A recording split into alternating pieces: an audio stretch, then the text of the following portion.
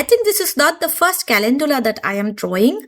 Calendula have been a staple in my garden since we moved into this house and our first summer in this house. And I think this time the drawing was also not that good, to be honest. Poppy was much better. The leaves became darker. You can take it as a calendula which has been under the sun for a few days and now it has seen its best days and now it's time to dry them. We can take it like this. But I don't know if I have done such big calendulas before in my drawing. They may have been small doodles. So anyway, for July, this page of July, I dedicated it to my calendulas. From the first year, I got seeds of calendula as a present from friends and I grew some also. I bought some and planted them, but that's it. There was so much calendula since then that I have exclusively never ever used any shop bought seeds anymore. I harvest the seeds in autumn, late summer and autumn, and I keep them and I have boxes of that. Plus their calendula is famous in self-seeding. So that was my biggest surprise with the second year in this house when calendula started popping off everywhere, and it is so good. Like right now, it's the calendulas have started to begin. Now I'm recording it at end of June. And by the time mid-July will come, it will be yellow everywhere with calendula. And this year, I have grown sunflowers from the seed. But the sunflower, I think I will doodle it in August. August feels like a sunflower time when the flowers will actually start coming. This time I'm raising sunflowers from seed and then giant sunflowers. And I've managed to plant it in different parts of the garden. So far, they are thriving and they are not dying. Fingers crossed it stays like that. And then I can again do a big sunflower doodle, a sunflower field. And for this one, I started doing the calendula yellow and the oranges and try to work with the leaves. As Christian said, maybe next time I can try shedding, but I'm just happy that I got back into drawing.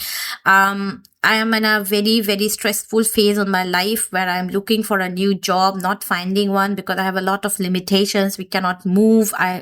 Baby K is still young. I'm priced out of a lot of pay grade and role grades. The roles that I work are not available and I'm not always in the right state of mind to always focus on drawing and journaling. And no matter how much peace they give me, when the whole setup is stressful, when you are always every day you are getting news from your company that tomorrow my position could be eliminated. There is no feedback from the outside. No matter how much I apply, wherever I apply, it becomes really stressful to focus on the small pleasures in life, to be honest. So I'm even more happy that I could take some time out and draw the calendulas, and they are coming up, going into the garden in the morning barefoot, sometimes with coffee, sometimes not even with coffee. I have reduced my coffee drinking also a lot. And then looking into our pond, trying to look at the fishes. They have been some of my biggest pleasure to see the garden grow and thrive and get better and better every year, being disciplined with watering them. It does give me a certain bit of pleasure and to let me know that not everything I'm doing, not every process that I'm doing, that is an ending in a dead end, and that even though it feels like certain parts of my life are at a standstill, that maybe tomorrow, soon a day will come when my life will not be feeling like such a standstill, and then I would be looking for the days where I could sit with my notebooks and draw my flowers and my flower petals and the leaves. But for now, let me focus on the calendula that I have drawn on this page in the July. I also managed to draw something else, and as usual, this is the time when I start drawing the pumpkin fields. My pumpkin this year is also growing. This time I have put the pumpkin on the ground, so they have not expanded so much. To be fair, I'm also recording it in end of June. There's still time for the pumpkin to expand. This is still time for everything to expand, but I'm on such a hyperloop timeline. I feel like the time is passing me by. I guess I have become just too impatient and just have to be impatient.